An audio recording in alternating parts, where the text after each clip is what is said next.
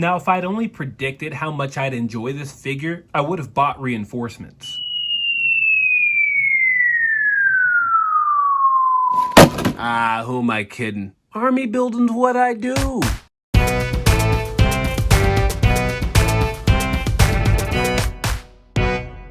Hello guys, it's Alan the Collector, and for this review we are taking a look at the G.I. Joe Classified Series Walmart exclusive Cobra Range Viper. And like so many G.I. Joe Classified releases, this is plastic-free packaging, but the G.I. Joe team does such a great job of making the packaging look really attractive that I don't even mind that I can't see the figure inside. What we've got here is a nice rendering of the figure here posed up in a nice diorama here, and then we have some artwork featuring the figure as well as a layout of everything that comes included. When we flip it to the back, we know that this figure is 6.3 inches tall, another layout of all the weapons included, and look at that big, beautiful brain he comes with. And then when we flip it to the side of the package, for those who are curious, there is a QR code for you. Why don't you give that a scan and you'll learn more about the character. But other than that, let's go ahead and crack this figure out of its cardboard prison and see if he's worth adding to your Cobra ranks.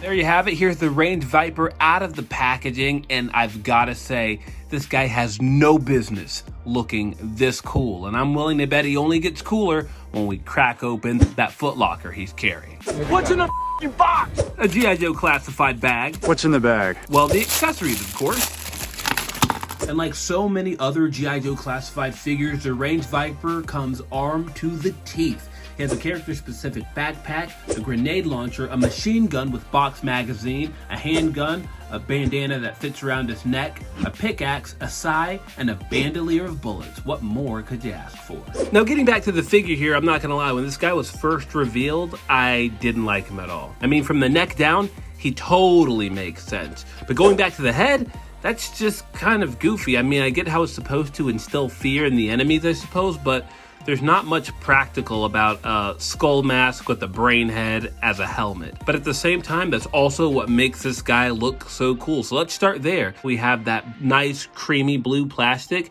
but then we also have these piercing red eyes. There's some nice black paint around the eyes just to help them stand out a bit, and it really does give a nice evil effect. Like, this is a very ghoulish looking army builder. And then when we turn around, we see a lot of that I guess we can call it gray matter. Oh, brother, this guy stinks! And it's done up in this nice light gray plastic. I don't understand why you would design a helmet to look like a brain and a skull, but it works. I also really like this venting here that we have at the ears. Then when we get to the middle of the chest here, we have this nice blue shirt that he's wearing with the nice red Cobra logo that stands out just like the eyes on the helmet. But then we have this nice tactical vest around it. We have this beige, almost khaki color for some of the pouches here. And it really blends well with the grays that we're seeing, the blues and the blacks. We have 3 big pouches in the front, nothing really in the back, but we have this nice Kevlar like material that's been etched into the sculpt here to make this look real world. And then we have that nice tan color that's showing through again on the straps. What I also like right here is that we have some nice grenades to go into the grenade launcher later. They're not removable, but I do like that added bit of detail. Taking a closer look at the arms of the Range Viper, what I like is that we have that blue plastic for the shoulder, and then we have this rolled up sleeve look for the upper part of the bicep. That's actually painted in that nice blue color, and they did a really good job matching both plastics. Really nice. And then when we get to the bicep and the forearm, we see some almost like the skin tight Under Armour material. I could almost see them reusing this arm later and then painting this bicep and forearm area different flesh tone colors to add some different diversity and variation to your Cobra ranks. The hands are nothing to sneeze at either. They look pretty basic, but I like that we have some sculpting here to indicate some kind of armor on the hands to add some protection for the Range Viper. And we do see some cuts, dings, and nicks in there to indicate that, yeah, this guy is seeing a lot of combat. When we get to the Range Viper's belt, even though there's no paint to speak of, it is molded in this nice black plastic. And then we have some nice sculpted details with these pouches and other techniques to indicate the different materials and straps that are on the belt. When we go around to the back, we get a little holster for one of his weapons later, and then we have some non-removable magazines that are also sculpted into the back, again, just to give him some nice real-world details. And oh, look, he comes with pockets. That's neat. And then when we get to the lower part of the figure, I like these nice straps that we have here. This strap right here on the left side of his leg just has some more pouches kind of painted in this nice blue plastic that we see across the figure. But then when we get to this side, we have some more of that blue plastic, but then we also have the holster for his handgun. Nice. I'm sure these legs are reused from some G.I. Joe figure, but they're all tactical looking pants, so I don't really mind that. And then we have some nice gray knee pads to help break up some of the black that we're seeing here. And then when we get to the lower part of the legs, we have these two-tone gray boots, the darker gray that makes up the majority of the boot, and then we have this lighter gray material to indicate maybe some armor plating. There are some extra details that have been sculpted in to show that this is kind of weathered a little bit. But as cool as the Range Viper looks, he gets even cooler when we start gearing him up with some of his accessories, like this black bandana here. It's just molded in black plastic. Some nice folds are sculpted into it, and even though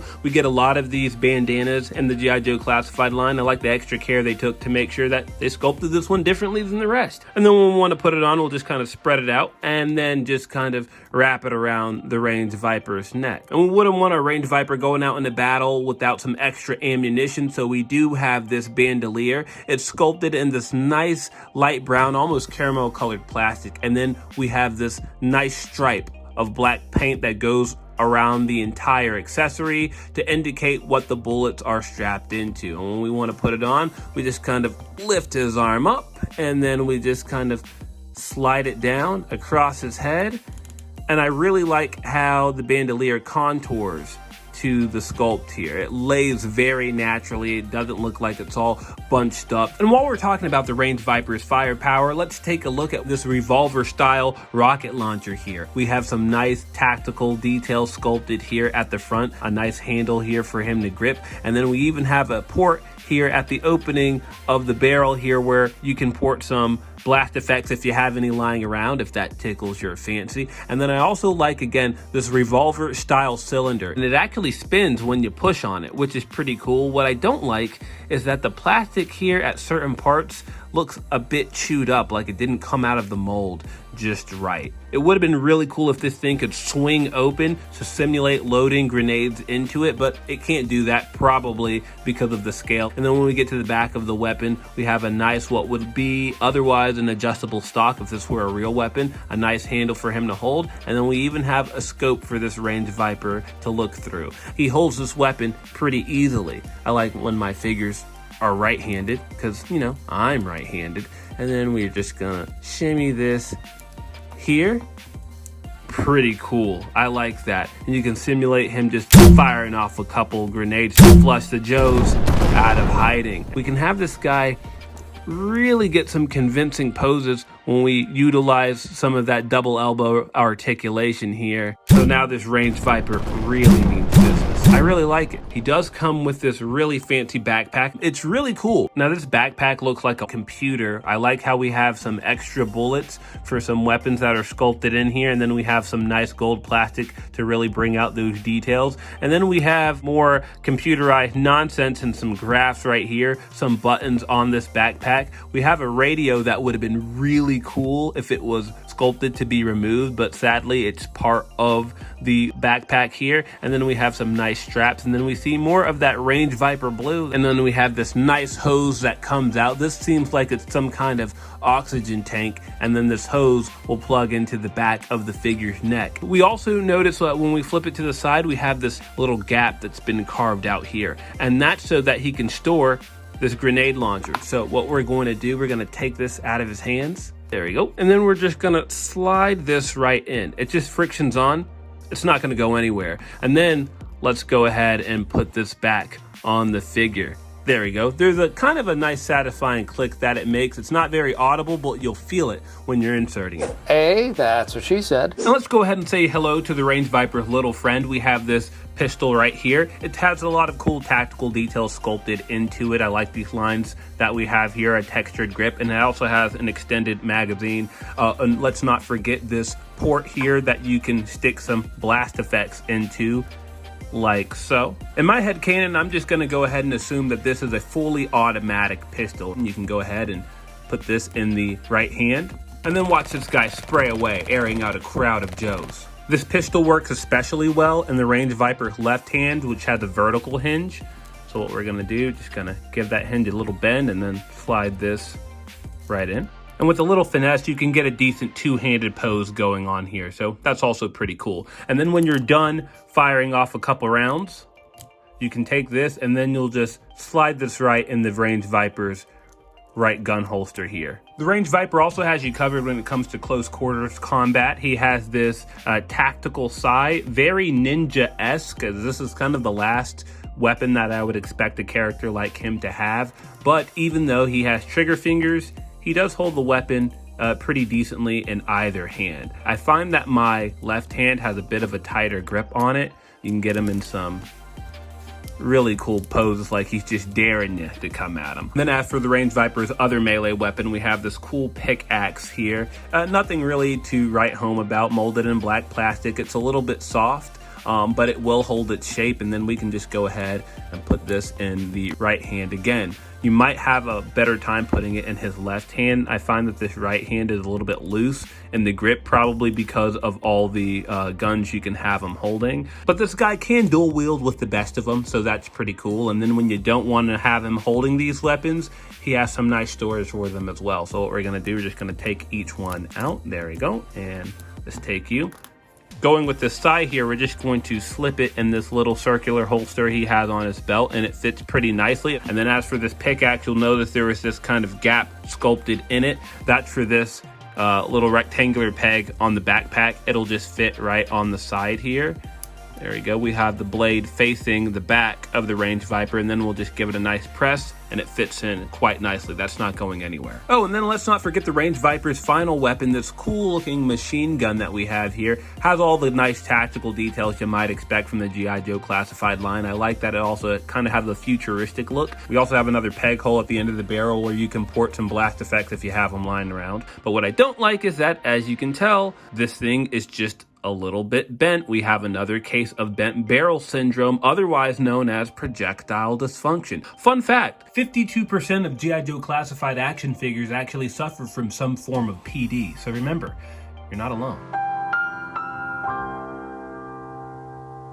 You can fix that again with a little blast of heat. It'll be fine. We'll notice this peg right here. That's for this box style magazine that he comes with. You'll just plug that right in like so, and then you'll just feed those bullets into that gap in the weapon. After that, it's just a matter of getting this guy to hold it. So we'll just put it right in his hand, get this handle in the left hand. There we go. Now we have this guy really loaded out. He's spraying bullets, he's ready for war, and this really completes the look. Now I do have to say there are no storage options for this machine gun to place anywhere on the backpack or anywhere else on the Range Viper, but with everything else loaded out, you can just have this in his hands. And with that, once again, the G.I. Joe team has found a way for you to hold every accessory on their figures. So the Range Viper is no exception when it comes to that. Very, very nice. You gotta love it.